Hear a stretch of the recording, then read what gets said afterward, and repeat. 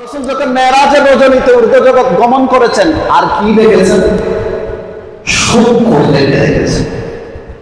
এক হাদিসে আছে আল্লাহ রাসূল বলেন, আমি মেরাজের রজনীতে কিছু মানুষকে দেখেছি, তাদের পেট হলো কাল বুয়ুত, ঘরের মতো বড়, ওফিহাল হাজ্জাত, যে পেটগুলোর মধ্যে বড় বড় সাপ, বাহির থেকে দেখা যাচ্ছে সাপ।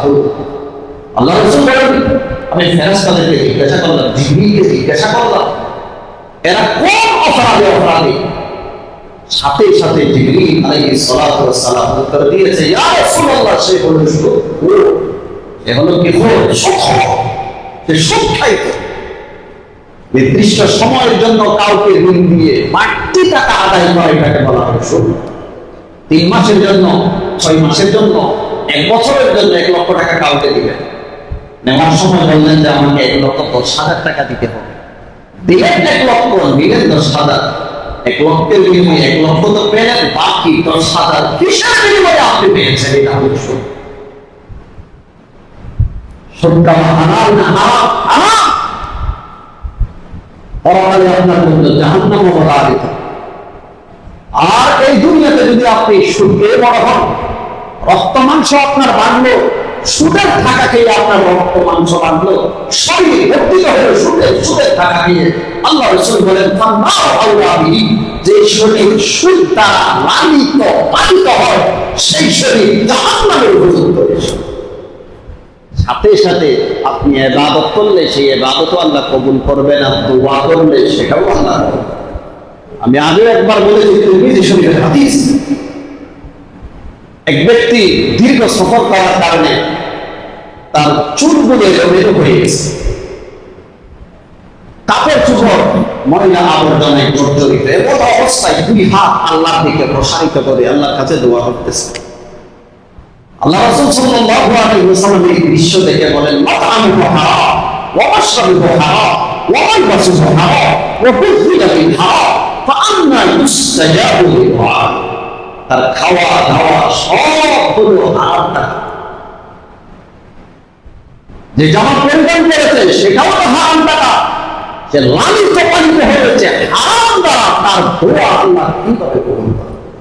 আমরা দোয়া করি, আল্লাহ কবুল করেন। এর পিছনে অনেক কারণের মধ্যে একটি কারণ হলো হারাম খাওয়া। মিথ্যা কথা বলে আমি উচ্চার করেছি হারাম, সুদি টাকা হারাম, ঘুষের টাকা হারাম, টেন্ডারবাজির টাকা হারাম, জুলুম নির্যাতনের টাকা হারাম। কোটি কোটি টাকা আপনি কামাই করেছেন, এই হারাম টাকা আপনি গেলেন আপনার মা বাবাদেরকে খাওয়ালেন, সন্তান সন্ততি স্ত্রীকে খাওয়ালেন। হারাম খেয়ে ইবাদত করলে আল্লাহ ইবাদতও কবুল করে না, দোয়া করলে আল্লাহ দোয়াও কবুল করে। মৃত্যুর পর জাহান্নাম অবধারিত। আল্লাহ আমাদেরকে হারাম থেকে বাঁচার তৌফিক দান করেন। নির্ধারিত সময়ের জন্য কাউকে টাকা দিয়ে, ঋণ দিয়ে আপনি যদি বাড়তি থেকে আদায় করেন, সেটার নাম হলো সুদ। 3 মাস, 6 মাস, 1 বছরের জন্য 1 লক্ষ টাকা দিলেন, আর তাকে বললেন দেওয়ার সময় কিন্তু আমাকে 1,10,000 দিতে। এই 10,000 হলো সুদ, ইসলামের হাত। ব্যাংক থেকে যদি সুদ বাহির হয়, ব্যাংক থেকে বের করে ফেলতে হবে। এই টাকা গরিব দুঃখীদের মাঝে সওয়াবের আশা ব্যতীত আপনি বন্টন করে দিতে। সুদি টাকা আমরা অনেক সময় মসজিদে দিয়ে থাকি। আরে ভাই, মসজিদ সুদের টাকা কেন দিবেন? আর সুদের টাকা মসজিদে দিলে আপনি সওয়াব পাবেন। গরিব দুঃখীদেরকে দিয়ে দিতে হবে, তবে সওয়াবের আশা রাখা যাবে না। কারণ সওয়াবের আশা করা হয় বা সওয়াবের আশা রাখা যায় মালিকানা বস্তুতে। সুদের টাকা তো হারাম, মুসলমান হারামের মালিক হতে পারে। সেজন্য সুদের টাকা যখন আপনি গরিব দুঃখীদেরকে দিয়ে দিবেন, সওয়াবের কোনো আশাও রাখতে পারবেন না, এমনি দিয়ে দিবেন। হাদিসে আছে, হযরত জাবের রাদিয়াল্লাহু তাআলা আনহু থেকে বর্ণিত, তিনি বলেন, লাআনা রাসূলুল্লাহ সাল্লাল্লাহু আলাইহি ওয়াসাল্লাম আকিলার রিবা ওয়া মুকিলাহু ওয়া কাতিবাহু ওয়া শাহিদাইহি ওয়া ক্বালাহু সাওয়া আও কামা ক্বালা an-নবী আলাইহিস সালাতু ওয়াস সালাম। হযরত জাবের বলেন, সুদদাতা, সুদগ্রহীতা, সুদের নথিপত্র যে ব্যক্তি দেখে সুদের সাক্ষী যারা দেয়, সকলেই একই পাপে পাপিষ্ঠ, এখানে পাবে অবাঞ্ছিত। কাউকে আল্লাহ ছাড় দিবেন না। সুদের পরিমাণ যদি বলতে যাই, দীর্ঘ সময়ের দরকার।